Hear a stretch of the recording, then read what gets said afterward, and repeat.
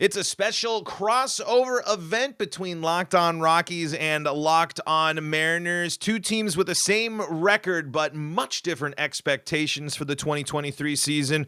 Can the M's take down the Astros? Can the Rockies bounce back after a rocky homestand? We talk about all that today on the Locked On Podcast Network. You are Locked On Rockies, your daily Colorado Rockies podcast. Part of the Locked On Podcast Network, your team every day.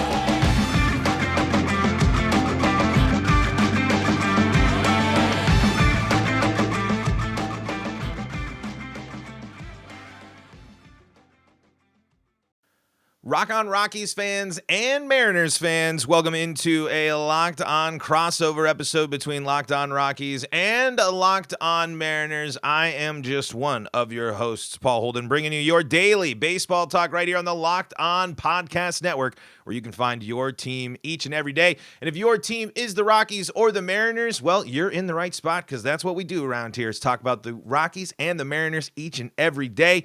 Today's episode is brought to you by Gametime.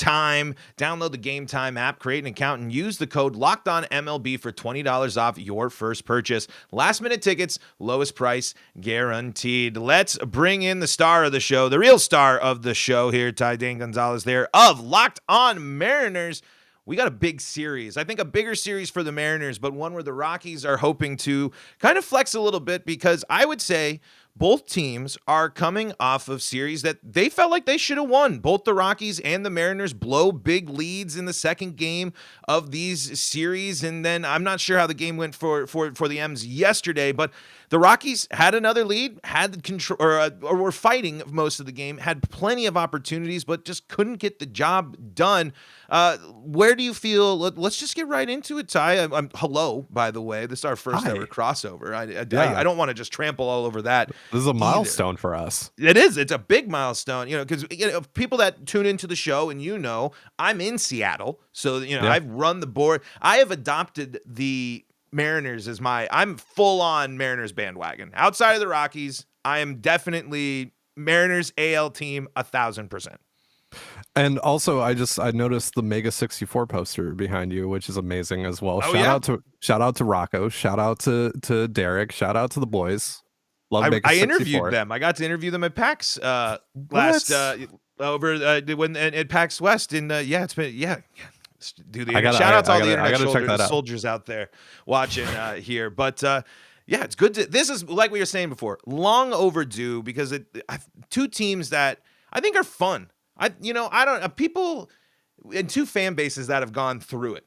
Let me tell you, I got to see the relief. I mean, the jubilate, the absolute. It was like you could see like in an anime or something, some curse just being like a smog lifted from the city of Seattle when Cal Raleigh hit that home run. How does it feel to be a Mariners fan now, and for fans? Because I think it's a special time to be a Mariners fan right now. The most exciting time since the glory days of the past. Yeah, I don't know if you noticed my little smirk there. It's mostly because it's pretty much the same thing when you just talk about engaging the fan base, because a wide margin of the fan base has completely ignored the fact that this team has won 90 games 2 years in a row and is acting as if the sky is falling because they're 5-8 to start the year. So it's basically the same old. So on that front, it feels the exact same, but and I get it, right? It is a disappointing start, and we'll get into that a little bit later on here. But overall, yeah, I mean, it feels great to finally have that thing that was casting a shadow over you for so long finally gone. And now really it's just about ball, right? That's all the focus is winning a championship, winning a division. That's all that matters at this point. You don't have this extra thing that's lingering there. So yeah, so that I guess the way that I would describe it is that it just kind of feels like this weight is off of your shoulders as a Mariners fan. Yeah, and you get to go through, and part of it is, not only was it the first normal offseason baseball has seen in a while, but it's the first offseason where it isn't the question. It's not if, or it's now when the Mariners make the playoffs. That is the expectation. And this team is ready to handle that. Some people a little critical of the Mariners offseason. Are you one of those people? Do you believe the Mariners could have done more? It wasn't an inactive offseason. They certainly made some moves to change the team up a little bit. But your thoughts on the Mariners offseason and how it's led to the 5-8 start so far? Yeah, we've been critical of it in terms of, we felt that they were at least one bat short heading into the season. Still feel that way, and that's been reflective of the results thus far. Some of the lackluster offensive results, specifically in the 6 through 9 part of the lineup. But overall, in terms of like criticize or damning the Mariners essentially because they didn't go out and get one of the big four shortstops, no.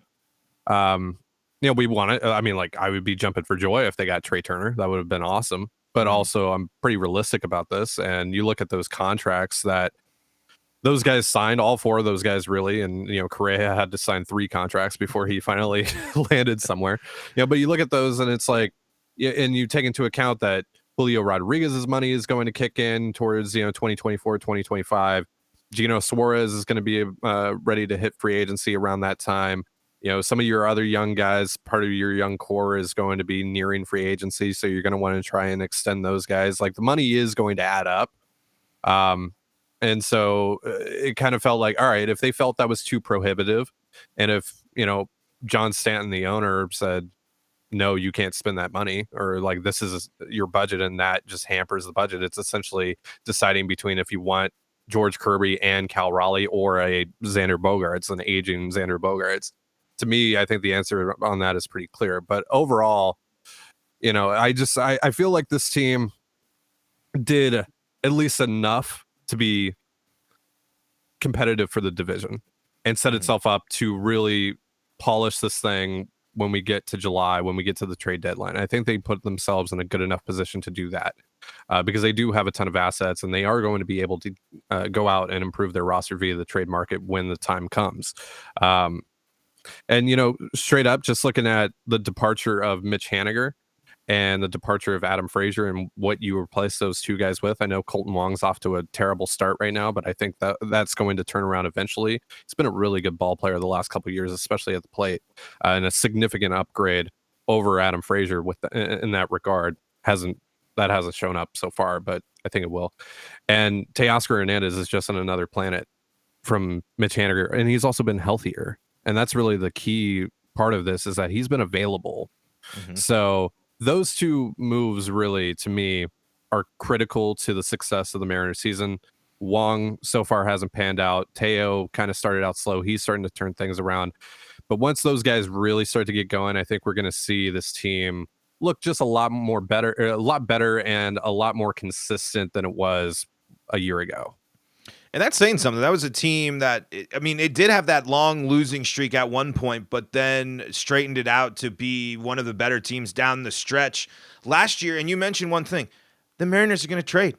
The big polar opposite. You are at the trade deadline are going to be able to do a podcast, emergency podcast, breaking news.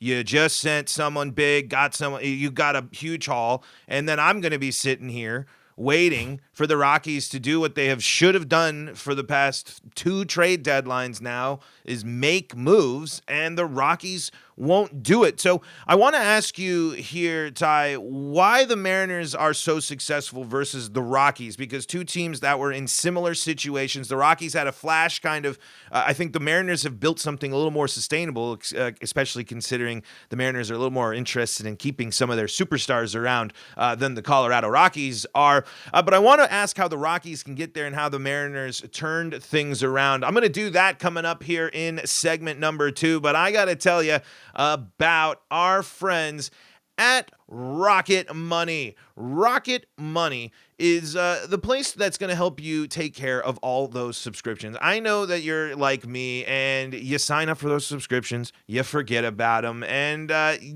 some of these places don't make them all that easy to cancel these subscriptions for you, and RocketMoney can help with all of that. Over 80% of people have subscriptions they forgot about, and you could be wasting money and not even realizing it.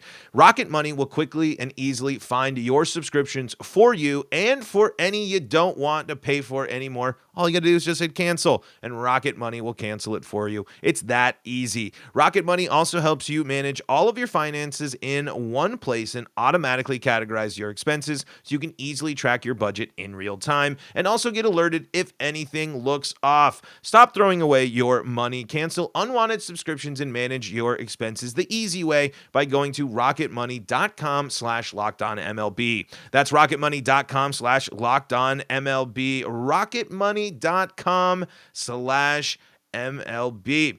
We're also brought to you by our friends at Gametime. Gametime is the place where you got to go. Like me, I'm in a situation. I want to go see the Rockies, and I got a bunch of people. I'm trying to go see Rockies Mariners this weekend. I haven't bought tickets yet, though. So you know what I'm going to do? I'm going to head over. What are you going to do? I'm going to head over to Gametime. I'm going to head over to Gametime because they got flash deals, last-minute tickets, an easy way to find and buy tickets for every kind of event in your area. I'm even going to be able to look at images of my seats and have the lowest prices guaranteed. I even will have event cancellation protection, job loss protection, and more. You can get it all at our friends at Gametime. Download the Gametime app, create an account, and use the code LOCKEDONMLB for $20 off your first purchase. Terms do apply, but all you got to do, create that account, redeem the code LOCKEDONMLB for $20 off on the Gametime app. Download Gametime today. Last minute tickets, lowest prices guaranteed. This is the Locked On Podcast Network. A little crossover action. Locked On Mariners, Locked On Rockies, previewing the series, talking a little baseball philosophy between the two teams as well. That's where we left off. And Ty, how did the Mariners get here? How did the Rockies get there? Can the Rockies and Mariners ever be the same when I think they have had GMs with completely different mindsets? The Mariners are even with the 5-8 record, are one of the most exciting teams in baseball. I really believe that. They have one of the best pitching staffs. Julio Rodriguez is the future face of, if it wasn't for Trout and Ohtani, he would be the biggest name in baseball. And they're just fun. I mean, the electric factory is real. Fun fact, a fun little piece of trivia for you, the Mariners fans. I was running the boards that night, and I did not catch that. So I missed the dump button. And it was live. It wasn't going to matter anyway. That's right. You're the one who's at fault for that. That's so the reason that goes over the air that he's talking about, I will have to come clean. I was not expecting. No one has ever come close to cursing on the Mariners broadcast. I've worked them, and then he's so pumped up from the Mariners that I missed it. I jumped out of my chair and I missed the button. But I'm glad I did because I spawned. It spawned an entire campaign. It's the electric factory perfectly describes T-Mobile. Yeah, and I mean, you look at the the history of Seattle. This is a baseball town at its core, and we knew that this was a sleeping giant that was going to be awakened as soon as this team finally turned the corner. And you asked about that, right? Like, where did this start? It really started in 2018, right after the season, when they had an opportunity. They had two ways that they could go about this. They could try one more time with the core of Robinson Cano and James Paxton and Gene Segura and all these guys, or they could tear it down to the studs, this roster that was getting older by the day and still hadn't been able to crack the postseason drought, and just rebuild. And Jerry DiPoto went to owner John Stanton and laid those two plans out to him and said, we really should just rebuild. This is not working. This is going nowhere. And we're going to be much worse off for it when it doesn't work for the future. It's going to derail things, not just for the next couple years, but for possibly the next decade. It'll set us back because we don't have any resources. At the time, the Mariners had what was widely considered to be the worst farm system in all of baseball. So Stanton approved of the rebuild, which, there are a lot of criticisms I have for Stanton, but that was good. That was the smart decision here on Stanton's part. And so he deserves some credit for going with that and assuming the financial hit that it was going to have as well. So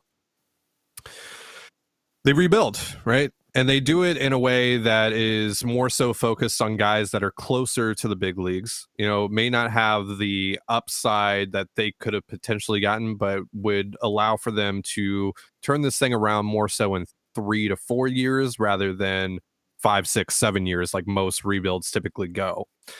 And so through that, they were able to get guys like JP Crawford, who's now, has some issues at the plate, but a really good defender and also a leader in the clubhouse. He's been a big part of this thing. And it's also allowed them to, take a step back, take some shots on guys like an Austin Nola, who they ended up flipping for Ty France and Taylor Trammell and Andres Munoz. Amazing trade. Take a shot on a guy like a Paul Sewald, and also be able to draft and develop and create this healthy ecosystem that they have. That's one of the best in baseball in terms of developing players. And now we're seeing that come to fruition at the major league level with guys like Cal Raleigh, with guys like, Julio Rodriguez, their ability to sign him at 16 years old and develop him into what he's become, this superstar that we've all seen him become.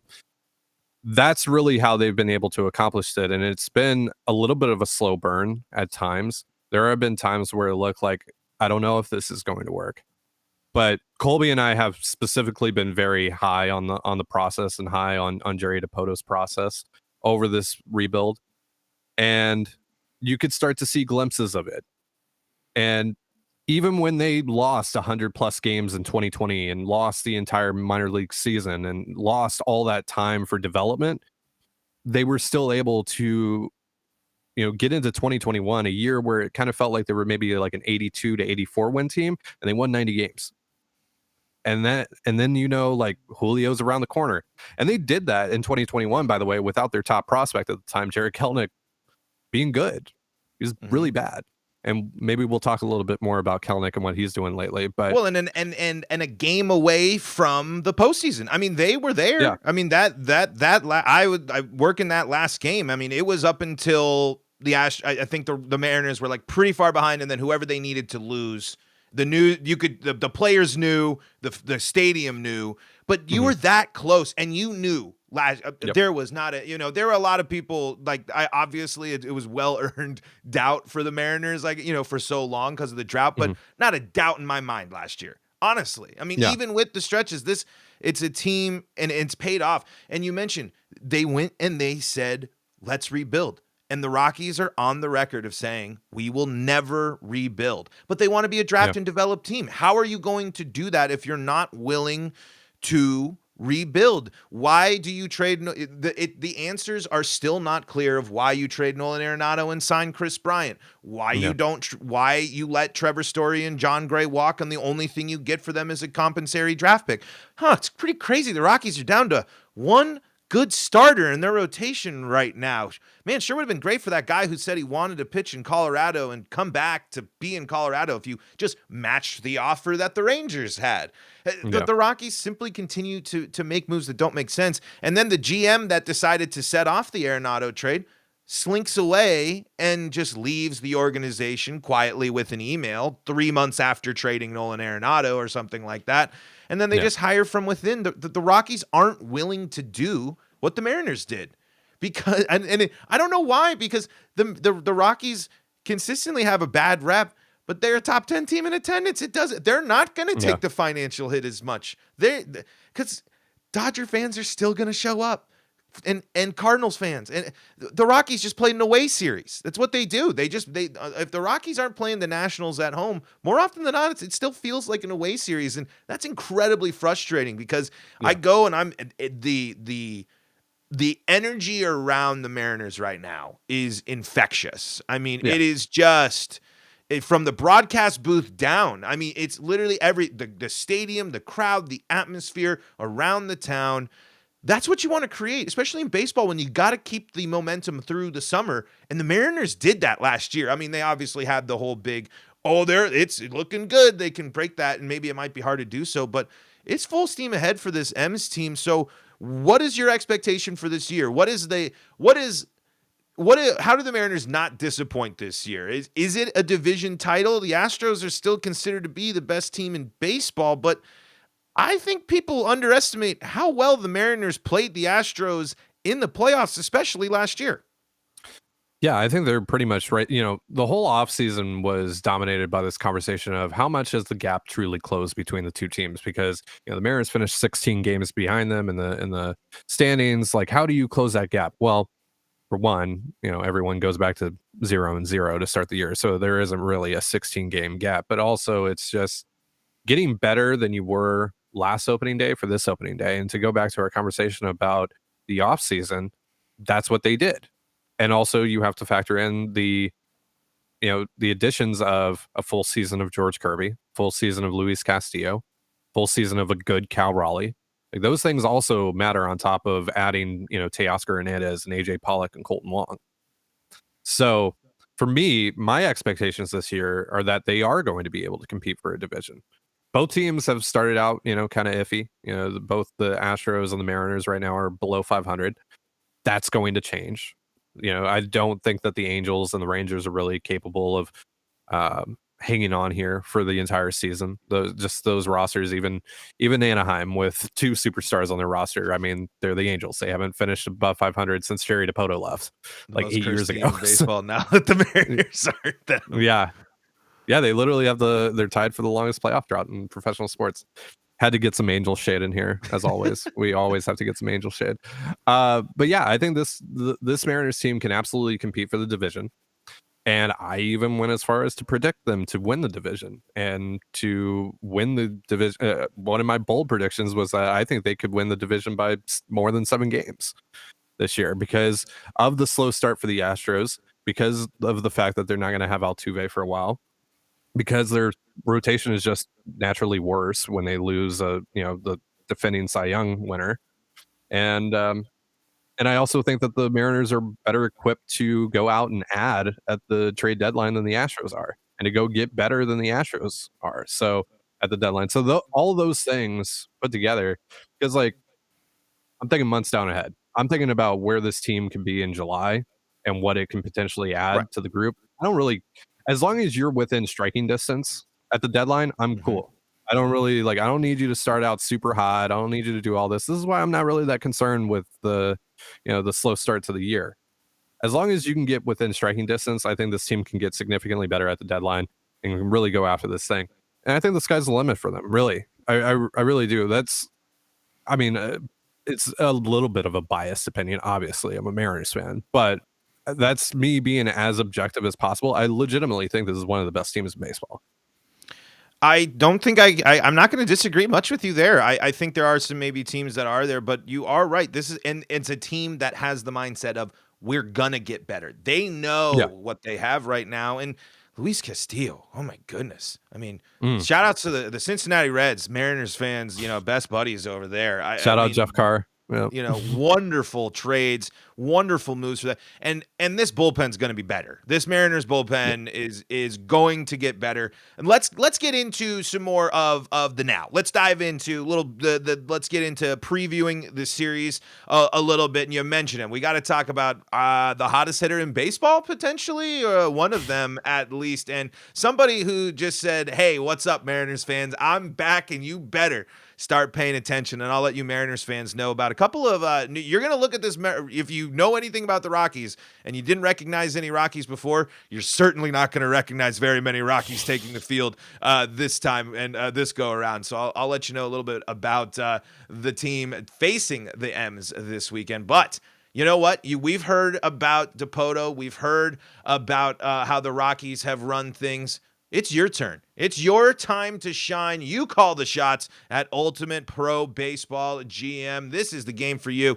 if you have wanted to see how you would do as a baseball GM. And you're going to have to hire your staff. You're going to have to not only navigate player personalities and their injuries and all of the stuff that goes into players, but you're going to have to make sure that you're doing it on a budget. That's right, and it mimics. It's real. It's so if you're a team like the Rays, you're gonna have to deal with a tight budget, or the Rockies or the Mariners. You can download the teams and you can give it a shot in a realistic game world. It's completely free and playable offline. Play on the go wherever you want to go. Locked On Rockies and Mariners listeners get a 100% free boost to their franchise when you use the promo code Locked On in the game store. So make sure to check it out. Download the game. Just visit probaseballgm.com. You can scan the code right here on the screen as well and look it up on the App Store. That's probaseballgm. That's probaseballgm.com. Ultimate Baseball GM. Start your dynasty today. Playing those games, I've certainly learned that a GM is harder than it is. But you know it is not that hard. Criticizing them as podcast hosts, because that's what we do around here, and that's what I like to do around. That's right. We are anti-owner, anti-front office, baby. Hey, that's around here, around these parts. Absolutely, yeah. I give credit where I like to be. I am very critical, but I give the Rockies their flowers when they deserve them, because there are sometimes some moves, and we mentioned a little bit. The Rockies a quiet off season, but the right type of offseason. The Rockies aren't going to go take down. The Padres are buying everybody. The Dodgers are the Dodgers. Unfortunately, the Rockies just can't hang with these teams. And so they're going to field a team that isn't all that flashy, but is pretty exciting. Who's the starting left fielder for the Colorado Rockies, Ty? I'm curious if you know the answer to this question. I'm going to look at roster resource and pretend that I'm not actually doing that while I try to answer your question. For you. It's Jurickson Profar. Yeah. I remember that he signed with the Rockies, which was weird, really weird. But also it was really weird that he took forever to sign. And we thought for a while, because he was obviously a topic of discussion for us when we were talking about adding, one more bat, because we're like, okay, well, Jurickson Profar is here for some reason, and we're like, he must be hurt, right? But then the WBC happened, and he's playing for the Netherlands, and I'm like, what's going on there? So how is Jurickson Profar doing right now? Who has more Coors Field home runs this year, Jurickson Profar or Chris Bryant? Wow, really? Jurickson Profar has hit 2 home runs at Coors Field. Chris Bryant has yet to hit his first home run at home in a Colorado Rockies uniform, and that's not a knock on Chris Bryant. Just this year, the whole since Chris Bryant has signed his contract, he has not hit a home run in Colorado. That's sad. As a member of the Rockies, I should clarify, because he has hit home runs for other teams in Colorado. Sure, yeah. But it does sound sad, but Chris Bryant actually starting the year looking healthy, playing good ball. Might not be leaving the yard, but swinging the bat pretty well. The Rockies are just an incredibly unclutch team. The R for Rockies in the Rockies stands for runners stranded in scoring position, because that is what this team does. I think the only player Mariners fans might recognize on the Rockies here is going to be Charlie Blackmon, because maybe CJ Cron, of course, with the Angels, but you'll be surprised. But the 2 guys to watch for the Rockies this weekend will be on the left side of the infield. It'll be Aelorese Montero and Ezekiel Tovar, and Nolan Jones, if he got called up, because the Mariners will not see German Marquez, who is on the IL, which is a massive blow to the Rockies, as long as it's hopefully it's not too long, but that's a big thing. The Mariners are going to see the back half of the Rockies rotation as well. It's going to be a prime get-right weekend for the Mariners. What's your expectations? And tell me about this Jared Kelenic fella. Yeah, so, hopefully, no disrespect to you guys, but hopefully the Mariners take care of business here, right? Like they need to, because they're 5-8 right now. They need to keep the vibes going here. They had 3 straight devastating losses in Cleveland and Chicago before getting back on the right track yesterday. They need to win a series here. They need to win the series. They need to take care of business, because this is a team that on paper you should be able to sweep if you're a team like the Mariners compared to a team like the Rockies. Again, no disrespect, but I am actually excited to see some of these guys here on Colorado. I'm particularly a Ryan McMahon fan, so I like seeing Ryan McMahon play. Yeah, I love Ryan McMahon. Is just a prime player of I love him, but it just doesn't hit that. He just hasn't hit that full potential yet, and I really hope he gets there. It's just he strikes out. And it's just like, Yeah. but he's also hitting the ball harder than he's hit the ball ever.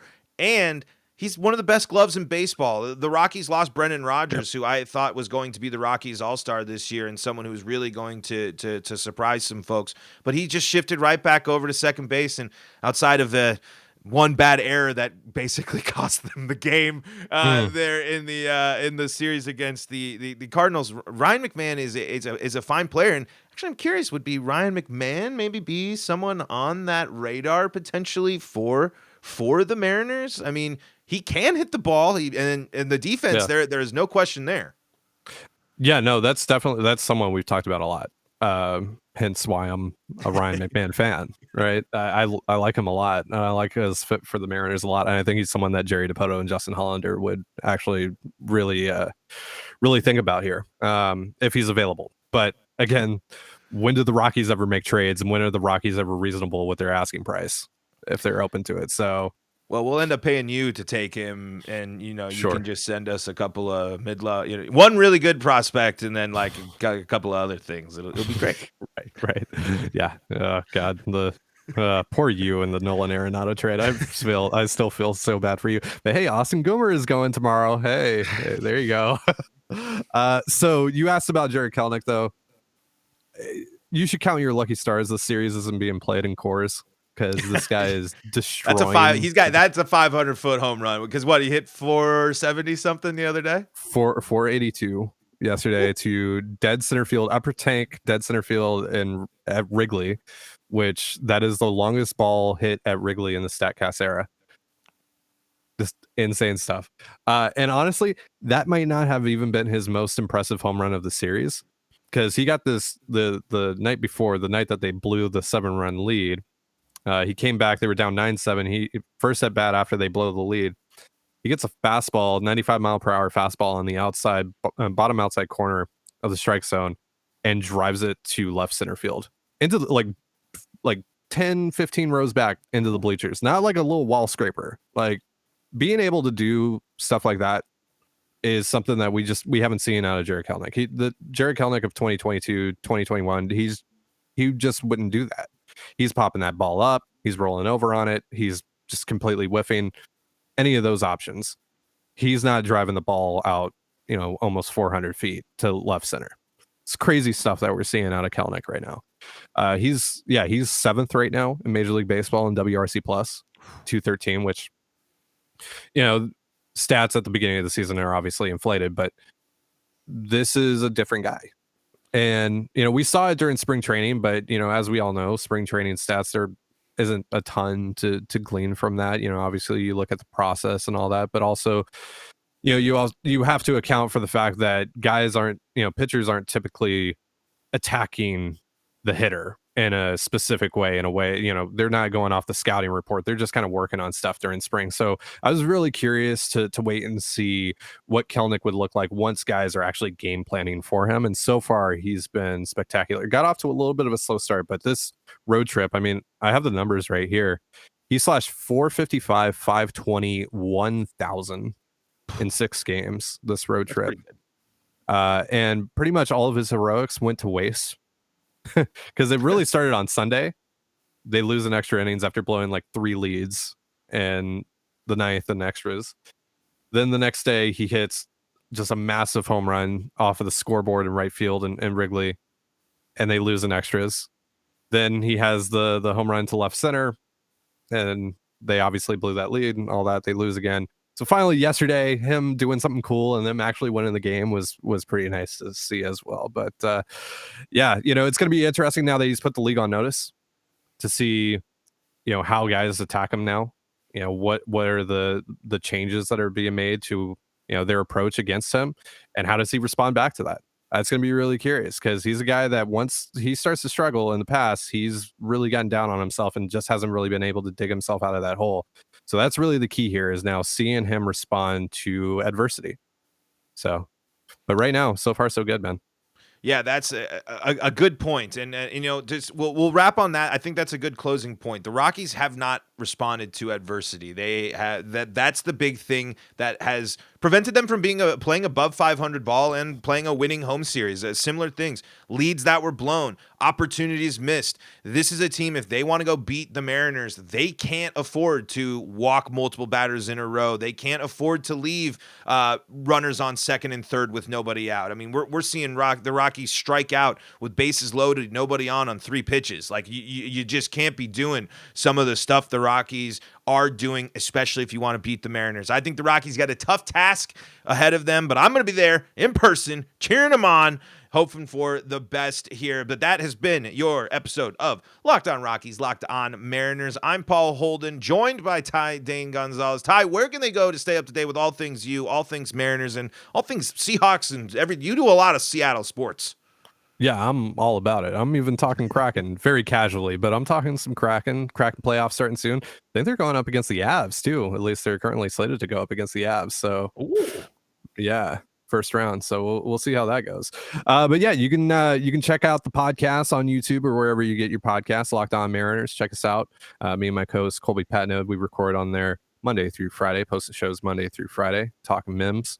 You can also find us on Twitter at LO_Mariners, and you can find our personal accounts at Dane Gonzalez right down there below my face, DANEGNZLZ, and my co-host Colby over at CPAT11, that's CPAT101. And we're currently also running a fundraiser with Feeding America. 34 million Americans suffer from food insecurity. 9 million of those are children. And if you want to help out and get some hot plates out to some folks that really need it, you can check out our Feeding America donation page. I'll send Paul the link so he can put that in the description. We set a goal of $500 at the start of it, and we exceeded that within like 2 days because our listener base is amazing, and we're now at over 5K. And we're incredible. And I've made a promise that if we get to 10K, I'm gonna get a tattoo, Mariners related tattoo. But I'm not letting you weirdos pick it. I'm not giving you that. No, don't do that. That much power. As a man with tattoos, make sure it's one you like.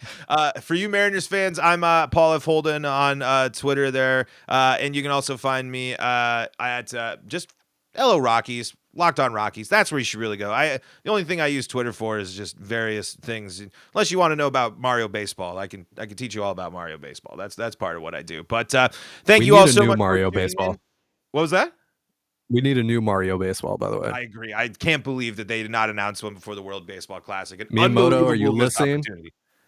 Mr. Miyamoto, are you listening? We need new Mario Baseball. Please make it happen. There's a whole, Bowser. We got a whole community ready to ball. But anyway, thank you so much, Ty. Rockies, Mariners taking a nice weekend series here. A hopefully get right series for the Mariners, and hopefully a surprising series for the Rocks. We'll see what happens here. But thank you all so much for making us your first listen of the day.